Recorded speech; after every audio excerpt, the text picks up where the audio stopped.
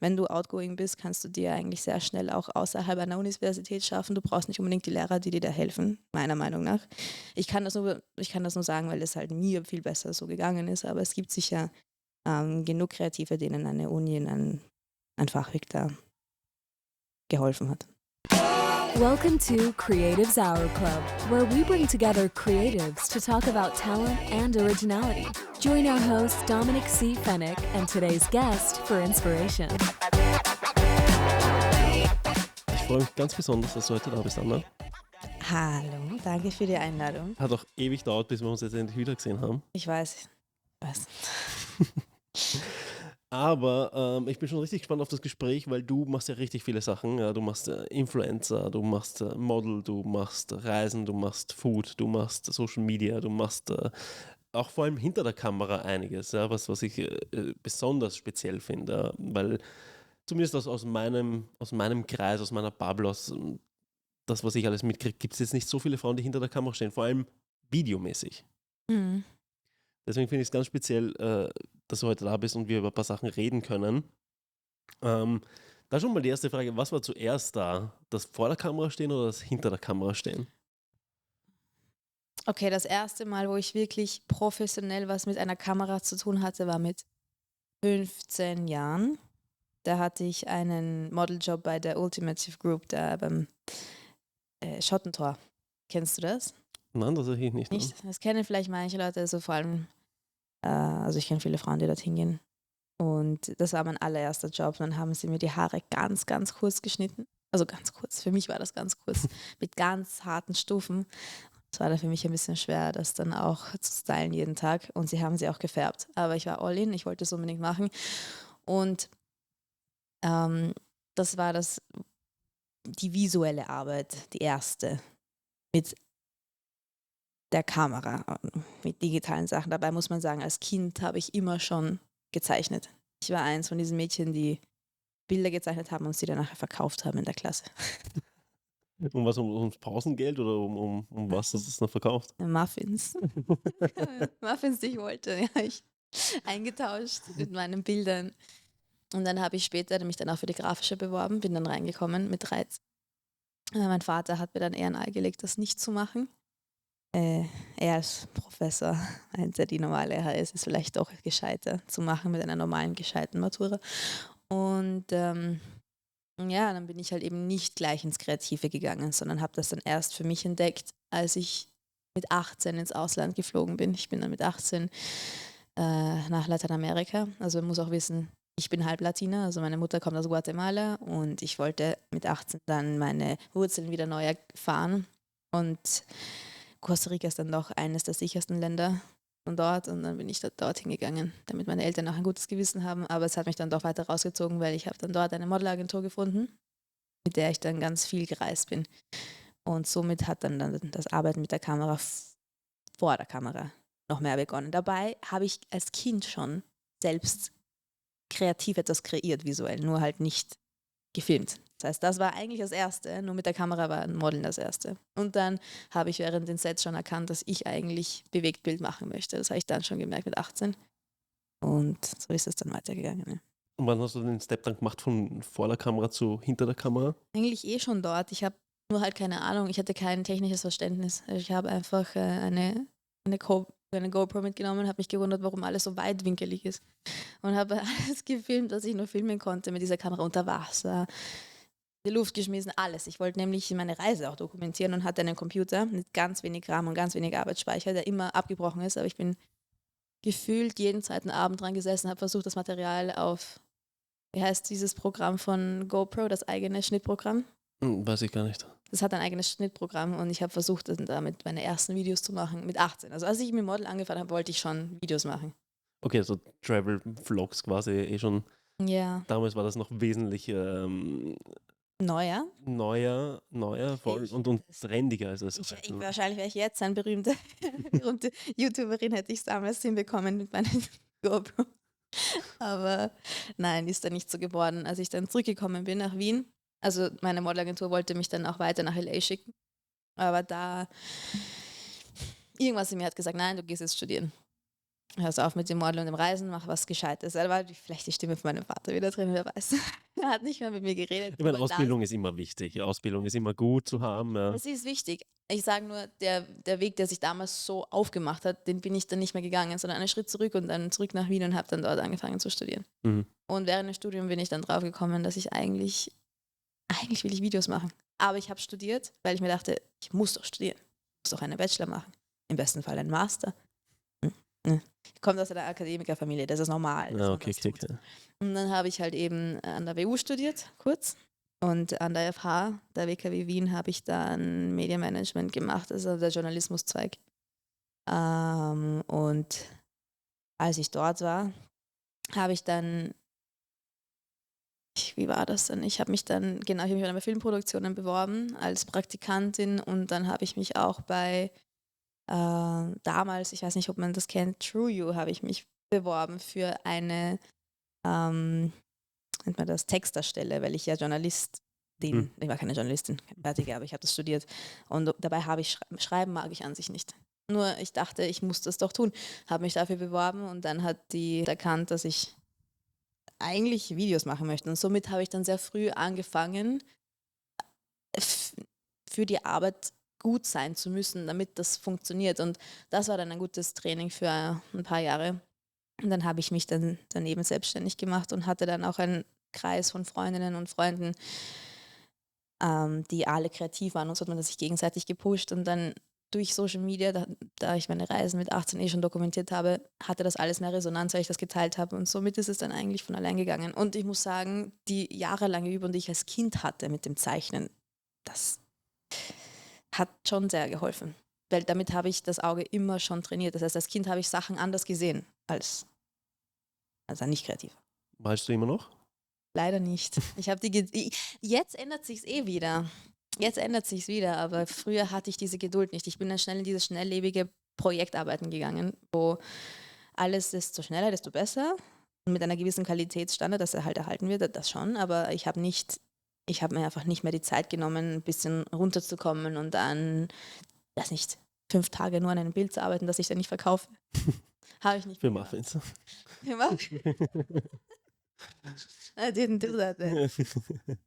Aber wo kam die Kreativität dann her, wenn du sagst, dass du aus einer Akademikerfamilie bist? Mit meinem Wissen sind Akademiker meistens nicht die allerkreativsten. Aber wo kam das dann bei dir her? Du möchtest fragen, warum ich kreativ war als Kind? Weiß ich nicht. Nein. Ob das etwas Genetisches ist, das weiß man nicht. Vielleicht. Nein, aber gab es dann irgendwer, der dich supportet oder wo du gesagt hast, okay, gut, ja, mal da, wo ich mir das abgeschaut habe? Oder? Ich habe, das kam von innen heraus. Das kam von innen heraus. Ich habe einfach, sobald da müsstest du jetzt meine Mutter hier haben, dass sie das beantworten kann, aber ich hatte tatsächlich eine Großmutter, die auch sehr bei der Erziehung da war und hat sich sehr, und das möchte ich dann eigentlich bei meinen Kindern auch machen, früh erkennen, was sind denn die Interessen, was sind die Stärken von einem Kind und was macht das Kind schon von alleine, was seine Leidenschaft ist und versuchen, das zu stärken. Also meine Großmutter hat dann gemerkt, sie mag Kunst, sie mag es zu malen, sie ist ein sehr visueller Mensch, also wenn ich mit ihr mal lerne, dann wird das visuell gemacht und also sie hat mich dann immer wieder zu Ausstellungen gebracht, sie hat mir Bücher geschenkt, hat mir Bilder geschenkt, meine erste Staffelei geschenkt. Ich habe dann so quasi immer wieder, da wurde ich unterstützt, aber mit dem, was ich schon gezeigt habe. Und das ist wichtig, glaube ich, für junge Kinder, dass man den Stärken quasi, also dass man dann damit unterstützt wird, dass die Eltern da aufmerksam sind oder zumindest die Erziehungsberechtigten. Voll, Support ist, glaube ich, auf jeden Fall wichtig im jungen Alter. Ich glaube auch, dass das heutzutage wesentlich leichter ist als früher. Das Verständnis ein anderes ist für Kreativität als früher. Weil ich höre immer noch so, hey, was arbeitest du eigentlich? Ja, du machst halt keinen Job, so, also halt ein bisschen Fotos machen, ja. Mhm. Weil da, keine Ahnung, war halt nicht so das crazy Verständnis mit drin. Ich habe damals auch, wie du als Kind, auch viel gemalt, tatsächlich, was ich jetzt auch nicht mehr mache. Das Bild, das du Bild da. Aber sonst ist das jetzt auch nicht mehr so. Aber ich habe da dann auch den Weg ins Kreative gefunden, tatsächlich. aber es kam auch nicht wirklich aus der Familie raus. Ich weiß nicht, woher das kam. Ja. Kann ich auch nicht pinpointen. Aber denkst du, dass das Modeln oder das vor der Kamera stehen dich beeinflusst hat oder unterstützt hat im Denken hinter der Kamera und umgekehrt? Was Regie betrifft, auf jeden Fall, da schon. Also wenn es darum geht, also wenn es um das kreative Konzept geht, und wenn es darum geht, wie fange ich das Bild ein, wie kreiere ich die Emotionen. Das Ding ist, ich denke in Bildern. Ich bin leider kein Mensch, also ich bin schon besser geworden, aber früher hatte ich eine Schwierigkeit damit, mich richtig auszudrücken und dann wirklich zu kommunizieren, was ich sagen möchte, damit die Person es versteht. Also bei mir, jetzt geht's schon, aber Bilder sind eigentlich mein Hauptkommunikationsinstrument, wenn man jetzt in meinen Kopf reinschauen würde. Ähm, deswegen, das wäre immer schon da gewesen, weil ich so denke. Das heißt, die richtigen Bilder zu verwenden und dann Emotionen zu kreieren, das hätte ich, glaube ich, auch ohne den Modeln hinbekommen. Aber was auf jeden Fall geholfen hat, ist der Umgang mit den Schauspielern, mit den Models, mit den Leuten vor der Kamera. Weil ich ja weiß, wie sich das anfühlt. Ich konnte mich dann sehr reinversetzen in die Menschen. Und ich glaube, was auch geholfen hat, ist Empathie. Das habe ich ja als Person einfach und das hilft, glaube ich, auch sehr als Regisseur. Und ich bin eher lieber in der Director-Richtung. Ich halte nicht gern die Kamera selbst. Mhm. Ich habe lieber die Vision vom Bild und sehe es. Aber ich mag für mich das Handwerkliche nicht. Ich weiß nicht, ich mag es halt nicht so. Am liebsten habe ich Leute, die mir damit helfen oder die das gut können. Und ich bin auch nicht so, das hast du wahrscheinlich eh gemerkt, wir waren letztens bei einem Dreh und also ich glaube vor einem Jahr war das. Und da war meine Hauptaufgabe eigentlich eher das Technische ein bisschen. Ich weiß nicht, ob du dich erinnern kannst. Ja, Ja, das ist halt nicht mein Lieblingsbereich. weil du warst mein Camera Assistant. Ja. Voll, das war tatsächlich nicht deine Lieblingsaufgabe. Deswegen, also wenn ich am Set bin und wenn das meine Produktion ist, dann habe ich ja tatsächlich die Leute, die mir assistieren und ich habe dann quasi die Vision, ähnlich wie du, die das dann durchbringt. Ja. Ich muss aber sagen, ich bin gerne an der Kamera, einfach weil ich weiß nicht, keine Ahnung, ich habe das ist so ein Toxic Trait in mir, keine Ahnung, ja, dass ich Die Kontrolle? früher wie ich Grafikdesign noch gemacht habe, vor, keine Ahnung, 15 Jahren, da habe ich immer gesagt, okay, gut, ich denke nämlich auch dann in Bildern, ja, und ich habe das Bild im Kopf und ich wusste, dass ich es nicht gut genug kommunizieren kann an einen Grafiker. Deswegen habe ich es gleich selber gemacht, weil ich mir gedacht habe, die Zeit ist dieselbe wahrscheinlich, nur habe ich es unter Kontrolle, was dann passiert. Ja. Und ich habe es leichter gefunden, das Bild in meinem Kopf zu produzieren, als jemandem zu erklären, damit er dasselbe produziert, was ich in meinem Kopf sehe. Die Kreativen und ihre Kontrolle suchen. Ja. Und so ist es jetzt auch beim Filmen tatsächlich, dass ich so penibel immer achte, wie ist der Frame, in welchem Winkel, wie was wann, ja, was habe ich genau in dem Frame drin, wie ist was positioniert, dass es schneller ist, dass ich die Kamera in der Hand habe und den Frame so setze und nebenbei direct, Mhm. als nur direct und noch zusätzlich einen DP directe, Ich weiß, wie er ganz den genau. Frame setzt. Das ist Ja. einfach eine Gewöhnungssache, aber weil man kann nicht wirklich diesen kreativen Aspekt, den du als Director mitbringst, dass du das Bild du hast ja das Bild im Kopf vor Augen. Das Einzige, was dich davon trennt, ist die Technik. Und dann brauchst du eigentlich ein gutes Team von Menschen, die dich gut verstehen, die wissen, was du meinst, wenn du einfach in ein paar Minuten kurz erklärst, was das Storyboard ist. Und die währenddessen auch gut umschalten können. Wenn du die Person nicht hast, wenn du keinen Kameramann hast, der das gut versteht oder einen DOP, dann wird es schwierig. Aber wenn du sie hast, dann kann es eigentlich sehr gut gehen. Dann kannst du dich wirklich gut auf deine Arbeit konzentrieren. Team ist generell ziemlich ein wichtiger Part. Ja. Also man macht ja die Sachen nicht alleine, ja. Und je größer das Set wird, desto wichtiger ist es ja dann, dass das ein richtiges Team zu haben. Wenn du aber vor der Kamera stehst, ist das ja mindestens genauso wichtig, ja, wie die Leute hinter der Kamera, weil du hast ja auch deinen Arbeitstag dann dort und bringst im besten Fall auch nochmal deine eigene Idee ein bisschen mit rein, wenn der Director oder der Fotograf das überhaupt mit zulässt, ja, weil, wie du gerade gesagt hast, mit Kontrolle, das lassen ja viele dann nicht unbedingt zu. Du bist ja grundsätzlich in den Themen genauso wie ich self-learned. Ja, also du hast ja alles selbst gelernt, du hast das nicht irgendwie durch eine Filmschule gemacht oder sonst irgendwas. Ich kann mich erinnern, ich glaube, das war relativ früh, wie wir uns das erste Mal kennengelernt haben oder was das zweite Mal, wie wir uns getroffen gehabt haben, wo du mich gefragt hast, ob es gut ist, eine Filmschule anzufangen oder ob du auf viele Sets gehst oder einfach mal selber machst oder sowas. Du hast mich gleich nach Lateinamerika, nach meiner ersten Reise. Ich muss dazu sagen, ich bin immer wieder hingeflogen. Wenn man mich verfolgt, dann sieht man das dass ich immer wieder dorthin gehe und mittlerweile dort auch ein Netzwerk habe an Businesspartnern und Produktionen. Aber du hast mich kennengelernt, als ich frisch zurückgekommen bin. Da habe ich, Das kann sein. Ja. so war das. Du hast mich geshootet. Ja. Das war unser erstes Shooting und da hast du irgendwelche Jacken mit mir fotografiert. Ja. Und genau, und dann, das fand ich auch interessant. Ich habe mir gedacht, boah, der macht Videos, der macht Fotos und der weiß, wie man mit diesen Kameras umgeht. Und ich wusste es damals noch nicht. Und wie hast du dir dann mit dem Self-Learn? Weil du warst dann nicht in der Filmschule. Ich bin nicht in eine Film. Ich habe mich tatsächlich mal beworben für die Babelsberg Uni. Nicht in Berlin, in der Nähe von Berlin. Aber ich bin nicht reingekommen und war aber nicht allzu traurig. Für mich hat sich das dann auch irgendwie richtig angefühlt, dass ich nicht da jetzt 2 Jahre oder 3 Jahre sind das, glaube ich, in einem System drinnen bin und das mache. Weil ich danach drauf gekommen bin, dass wirklich Spielfilm nichts für mich ist, dass ich lieber in die kommerzielle Richtung gehen möchte, in Short Art Films und ich eher das größte Interesse darin sehe, für mich ein eigenes Portfolio und ein eigenes Netzwerk aufzubauen. Ja, und Schule für mich, obwohl ich ein Streber war in der Schulzeit, ist nicht unbedingt das Richtige. Ich bin lieber jemand, der an echten Projekten mehr lernen kann, als an Projekten, die mir aufgegeben und aufgetragen werden. Natürlich kannst du, und das Netzwerk, wenn du outgoing bist, kannst du dir eigentlich sehr schnell auch außerhalb einer Universität schaffen. Du brauchst nicht unbedingt die Lehrer, die dir da helfen, meiner Meinung nach.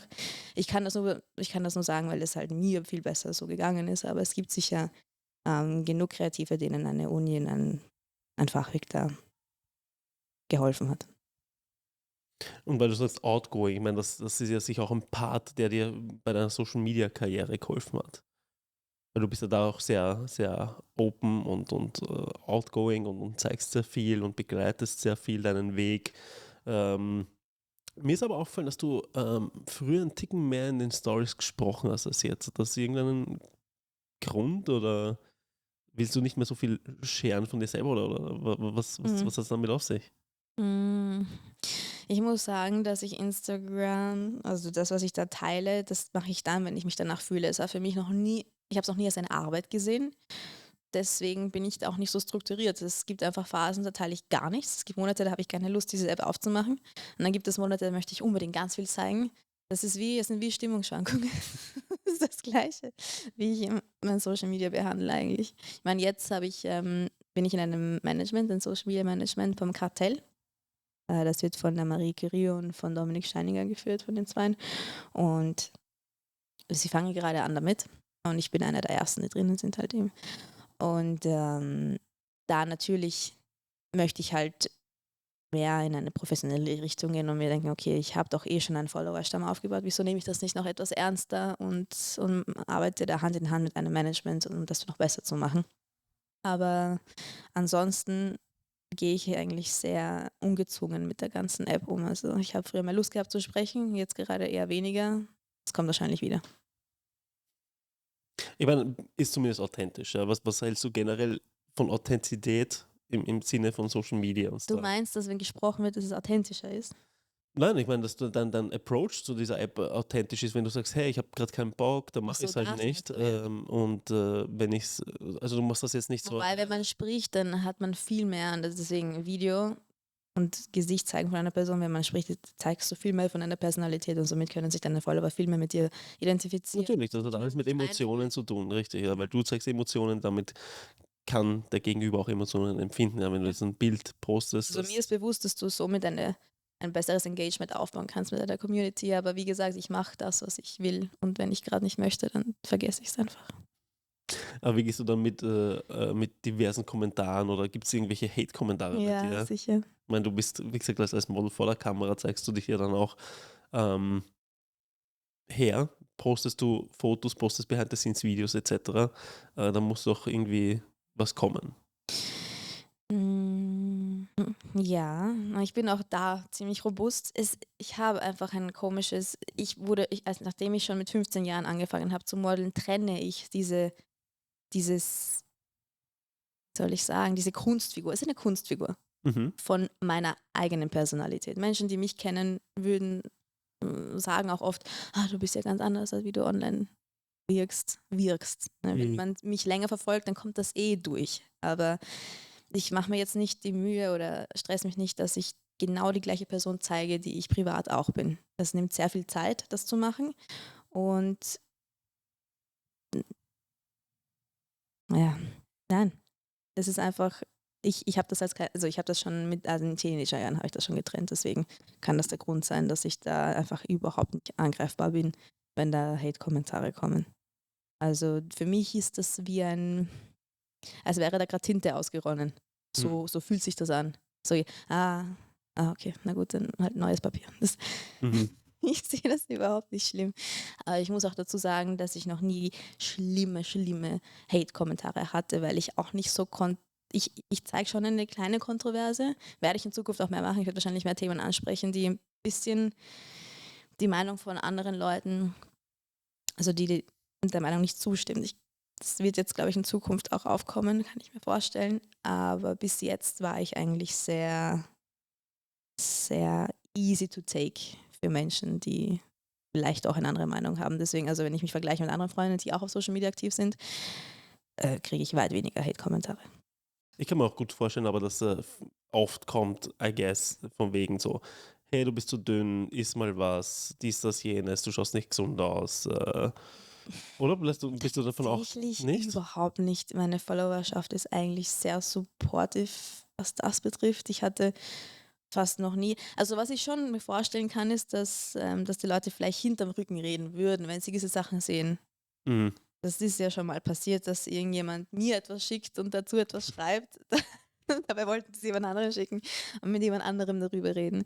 Wahrscheinlich. Direkten Hate habe ich wirklich selten bekommen, wenn dann eher von Männern. Das ist ganz witzig, also von Frauen fast nichts. Mhm. Ganz selten. Von Männern eher. Und ja, also was Ästhetik betrifft, was Dünnsein betrifft, überhaupt nicht. Ich glaube, diese Body Positivity ist in beide Richtungen eigentlich mittlerweile sehr tolerant. Also das habe ich nicht mitbekommen. Eher. Mhm. Wie gesagt, du kannst mich ja in ein paar Monaten fragen oder in einem Jahr, dann habe ich dir sicher mehr zu erzählen davon. Ja, du, wir werden uns auf jeden Fall wiedersehen. Ähm, Was denkst du, hat Social Media generell überhaupt für dieses ganze Thema für Models generell gemacht, beziehungsweise auch für dieses ganze äh, Body Positivity ist jetzt irgendwie so ein Klischeebegriff, ja, aber für dieses ganze ähm, Self-Awareness-Thema? Meinst du Self-Love oder was meinst du? Auch, ja, das gehört irgendwie alles für mich zusammen, ja, weil wenn du dich selbst nicht magst, dann bist du auch mit deinem Körper nicht happy oder sonst was. Ja, dann, ich glaube, Social Media hat grundsätzlich positive und negative Auswirkungen auf beides. Ja, sprich A, du kannst dich als Model wesentlich schneller etablieren, du bist kreativ schneller unterwegs, du kannst leichter zeigen durch die ganze Digitalisierung, was in deinem Kopf vorgeht und visualisieren, ja, als das früher möglich ist. Andersrum kann es aber genauso stressen, weil du dich ständig als Model vielleicht vergleichst, wie die Körper anderer sind oder wie die Fotos und Arbeiten anderer sind. Beziehungsweise Mhm. ich vergleiche mich zum Glück nicht mehr so viel wie früher mit anderen Arbeiten anderer Fotografen oder vor allem Fotografen. Heutzutage eher nur mit vielen Leuten vergleiche ich mich nur. Vergleich. Ich glaube, Vergleichen ist ganz schlecht. Solltest du wirklich. Es ist gut, dass du schon dahin gekommen bist, aber das musst du auch noch weg. Ich vergleiche mich eigentlich weder mit anderen Influencerinnen noch mit anderen Models, noch mit anderen Filmmakers, noch mit anderen Fotografen. Das tue ich nicht, weil ich weiß nicht. Ich hatte immer schon dieses Grundverständnis von, ich mache einfach mein Ding auf meine Art. Da kann man nämlich, ich kann mich gar nicht mit anderen vergleichen, denn die machen das ja grundsätzlich ganz anders. Und ich will auch nicht ähnlich sein wie sie, weil wäre ich ähnlich wie sie, dann wäre ich nicht mehr ich. Das klingt so banal, aber es ist die Wahrheit. Ich vergleiche mich eigentlich nicht. Also ich kenne aber tatsächlich die Fälle, dass Social Media vor allem für sehr junge Menschen, die vielleicht gerade durch eine Identitätskrise gehen oder auch später, man kann auch später eine Identitätskrise haben, oder die gerade in der Pubertät sind und einfach sich selbst erst kennenlernen müssen. Und wenn sie dann konfrontiert sind mit ganzen Idealbildern von Influencern oder von so Leuten in ihrem Alter, das ist auch so ein Ding, denkt sich so, okay, wenn jemand älter ist, ja, da komme ich ja noch hin. Deswegen vergleichen sie sich nicht so. Aber wenn das jemand in ihrem Alter ist und man jung ist, kann das schwierig sein. Und ich habe das auch miterlebt, nicht an mir, aber ich habe das in Freundinnen oder Bekanntenkreis gesehen, dass das eigentlich zu gewissen Krankheiten auch geführt hat. Ich meine, es gibt dieses berühmte Beispiel, dass mittlerweile Leute sich oder junge Mädchen sich operieren lassen wollen nach den Instagram-Filtern, die es gibt. Wirklich? Ja, nach dem Idealbild, also der Ich Nase, habe das zum Glück noch nicht mitgekriegt. Ne? Augen. Ja. Crazy. Ja, es macht sicher etwas aus. Also, ich will nicht sagen, dass mir das nie passiert. Ich inspiriere mich, aber ich Mhm. vergleiche mich nicht. Also, wenn ich etwas sehe, was mir gefällt, sage ich, das ist cool. Und dann denke ich mir, welches Gefühl hat es in mir erweckt? Denn ich denke so. Also, wenn ich jetzt einen Kunden habe und der möchte so und dieses Produkt so und so darstellen, dann überlege ich mir, wie soll das Gefühl bei der anderen Person sein, wenn sie das Video sieht von dem Produkt? Wie soll die Marke die Person fühlen lassen? Das ist ja wie ein Wesen online mittlerweile. Und das Gleiche passiert mir, ich sehe mich, ich tracke mich dann selbst.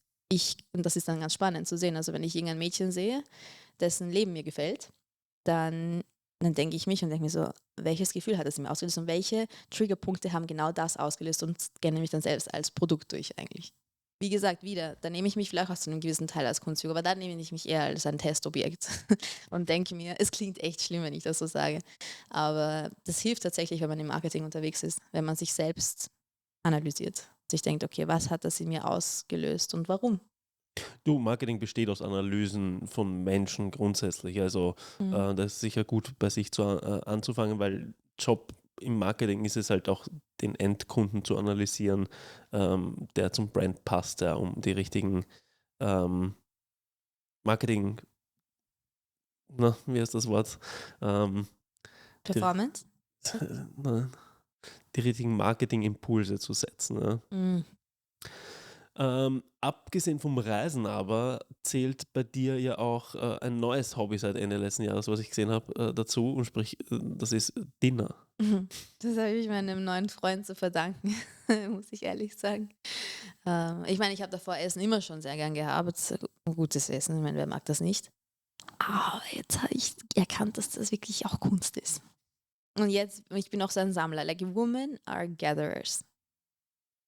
Men are hunters, ist perfekt. Er sucht sich Sachen raus, die er unbedingt sehen möchte, und ich freue mich, dass ich das Erlebnis sammeln kann und dann einfangen kann und so weiter. Und natürlich passiert dann das, dass ich als Künstlerin sage, ich möchte das Gleiche machen.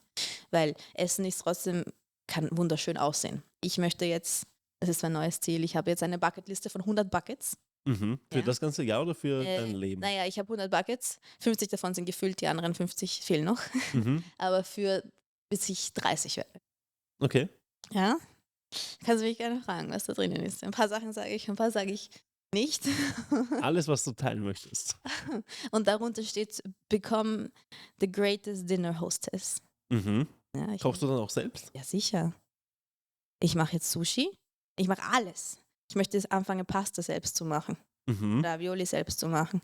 Smoothies mache ich jetzt selbst. Ich meine, das macht fast jeder. Aber was mache ich? Marmeladen mache ich selbst. Mache ich noch. Hummus mache ich selbst. Okay? Ja? Und jetzt möchte ich mir du hast auch so schöne Coffee Mugs, sehe ich hier. Ja? Ich finde das generell, wenn man das Besteck auch sehr schön zeigt. Also ich möchte immer so 5 Gänge Dinners für unsere Gäste machen. Das ist jetzt mein neues Ziel eigentlich. Und das Schöne mit dem Reisen kann man das kombinieren. Es gibt ja diese Michelin Star Guides, Mhm. wo du in verschiedenen Städten die besten Restaurants ausprobieren kannst, und das macht extrem viel Spaß. Ist zwar kostspielig, aber es macht sehr viel Spaß. Ein random Fun Fact zu den Michelin Tourguides oder Restaurantguides, sorry. Weißt du, wie die entstanden sind? Es war früher die Tourguide. Es war Michelin, ist ja der Reifenhersteller, Ja. den jeder kennt wahrscheinlich. Ja. Und die haben gesagt, wie können wir es schaffen, dass die Leute die Reifen noch mehr abfahren Ich weiß. und kaputt machen, Mhm. und haben dann diesen Restaurantguide gemacht und gesagt, hey, das sind 5 Sterne, das ist das geilste Restaurant, du musst da hinfahren, Damit sie die Reifen damit sie neue Reifen brauchen. Ja? Absolut crazy. Und dass sich das immer noch behalten hat. So, ja? Super Marketing-Gag. Und das Beste ist, Absolut. der Rest ist verfallen, Ja. aber die Restaurants und die Sterne sind geblieben. Richtig. Ja, Ja? nein, sind Sterne. Es sind Michelin sind Sterne. Sterne, ja. Und Hauben ist was anderes. Haubenkoch ist was anderes. Das Ja. ist, ja. Genau, Haubenkoch, also da kriegt der Koch, aber die Sterne kriegt das Restaurant. Ja. Mhm. Ja. Genau. Ja gut, dann weiß ich schon, wo ich hoffentlich demnächst eine Einladung kriege zu einem Ich will nicht sagen, fünf dass ich Gänge jetzt ein Menü. Restaurant ersetzen kann zu Hause, aber I'm aiming to it. Du, ich koche super I'm gerne inspired. selbst, ja, Ich also vergleiche mich nicht mit den ja. Restaurants. Ich koche auch super gerne selbst und ich finde das auch einen sehr kreativen Part, ja. Also ich finde, Kochen hat was echt Kreatives, vor allem wenn du versuchst, ich versuche nicht nach Rezept zu kochen, Ich auch nicht, ich kann es nicht. sondern vielleicht suche ich mal ein Rezept raus, aber überlege mir, okay, gut, was kann ich ersetzen, Mhm. suche was anderes, wie kann ich Es- was anderes anders machen. Und das Witzige ist jetzt, ich teile es online. Ich meine, meine Followerschaft ist ja eher auf Bilder, auf Shootings, auf so etwas ausgerichtet. Und es wird sich jetzt eher mal ändern, glaube ich. Also nicht ändern, sondern ich möchte neue Leute dazu bekommen, die gerne dieses Luxuserlebnis von Hotels, Restaurants Mhm. und Spa haben. Das ist super, ja. Das ist eine neue Zielgruppe, also bitte folgt mir ja die Leute, die so sind. Es wird mehr Content davon geben. The good things in life. Was ist für dich so, weil dieser Podcast ist so ein bisschen das kreative Fühl dich wohl, ja, oder soll dazu werden. Was ist so dein kreativer Platz, wo du sagst, da flüchte ich hin, wenn ich neue Ideen brauche, wenn ich abschalten will, wenn ich kreative Inspiration haben will. Vielleicht ist es die Gute Küche Antwort. jetzt, ja, aber Nicht die Küche. Nein, noch nicht die Küche. Dafür muss die Küche schön sein. Ist sie noch nicht. Und ausgestattet sein. Es macht ja keinen Spaß, wenn du nicht die richtigen Geräte hast. Wenn du Sushi machst mit Backpapier, wie ich es letztens getan habe, ist es nicht lustig. Da brauchst du die richtigen. Aber wo tanke ich mich kreativ auf? Also eine Freundin von mir, die Melura, vielleicht kennt man sie, ist eine Fotografin aus Wien, eine ziemlich bekannte. Sie geht jetzt auf Weltreise. Und ich muss sagen, jedes Mal, wenn ich im Ausland war, habe ich mich kreativ aufgetankt. Und da kamen neue Ideen von allein. Weil du brichst aus deiner Comfort Zone. Nicht unbedingt Comfort Zone, aber du brichst aus aus den Eindrücken, die du sonst immer bekommst. Jeden Tag bist du berieselt von denselben Straßen, von denselben Menschen, von deiner ähnlichen Routine, wobei Routinen nicht schlecht sind. Routine möchte man auch im Ausland eigentlich gut verfolgen können. Aber ja, du kriegst immer dasselbe zu sehen. Und wenn du ausbrichst, dann bist du viel alerter. Du bist viel wacher. Dein Hirn wird anders stimuliert. Mit allen Sinnen. Hm? Und dann kommt die Kreativität von allein wieder. Weil du interpretierst dich selbst und deinen kreativen Kopf neu, wenn du am Reisen bist. Meiner Meinung nach.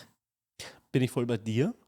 Ich hatte letztens ein Gespräch mit einem Stylisten, der hat auch gesagt, er findet Kreativität viel in London zum Beispiel. Ja? Und, Ich war noch in London. It's on the bucket list. I've never been there.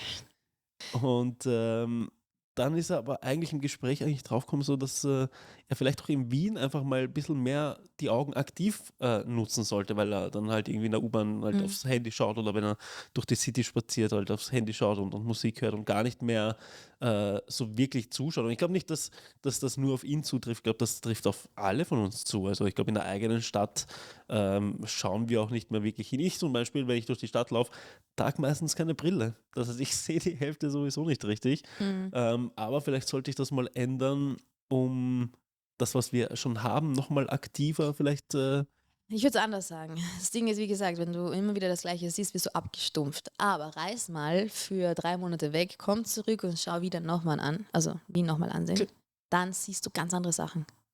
Wenn du länger hier bist, dann ändert sich das wieder. Ich glaube, du schätzt Sachen anders, weil ich war 6 Jahre in Berlin. Und jedes Mal, wenn ich in Wien It's a war. beautiful city. Was jetzt genau? Vienna. Wien, richtig, danke. Ja.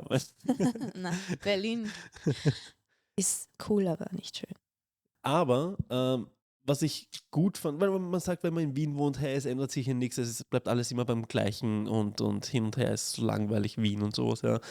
Aber nach 6 Jahren Berlin ist das tatsächlich eine Qualität, die ich gut finde in Wien, ja, dass du nach 6 Jahren Berlin immer noch heimkommst nach Wien und es hat sich quasi nichts geändert. Ja. Es schaut ziemlich alles gleich aus. Berlin hat sich nichts geändert. Nicht wirklich. Ja, das ergibt Sinn. Ja, die Tangente ist endlich fertig, ohne Baustelle, aber die ist quasi alle 2 Monate mit Baustelle, also hat sich auch das nicht wirklich geändert.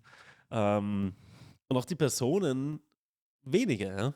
Also das ist eine Qualität, die ich an Wien tatsächlich ein bisschen mag, weil du, Dass sich nichts ändert, magst du? ja, Okay. an der Stadt, Ach weil so. nicht, dass ich mich nicht ändern würde dadurch, ja. Ja. Aber ich fand es ganz cool, nach 6 Jahren heimzukommen und sagen, hey, das ist immer noch die gleiche Stadt?